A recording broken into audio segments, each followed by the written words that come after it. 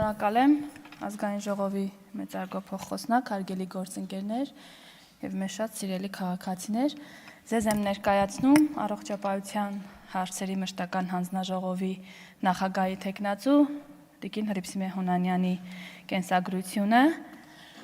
Տիկին Հունանյանը ծնվել է 1982 թվականի օգոստոսի 17-ին Երևանում, 2003 թվականին ավարտել է Երևանի պետական թիվ 1 հենակետային բժշկական քոլեջի բուժքույրական գործբաժինը,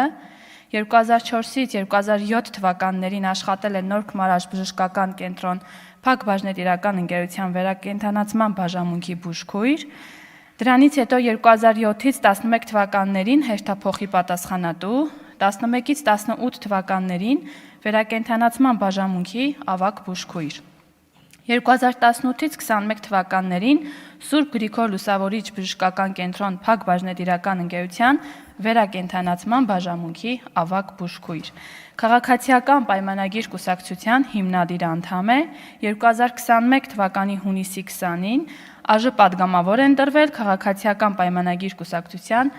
համապետական ընտրական ցուցակով։ Ունի 1 զավակ եւ ուզում եմ հիշեցնել, որ այս պահին Տիկին Հունանյանը առողջապահության հարցերի մշտական հանձնաժողովի փոխնախագահն է։ Շնորհակալ եմ։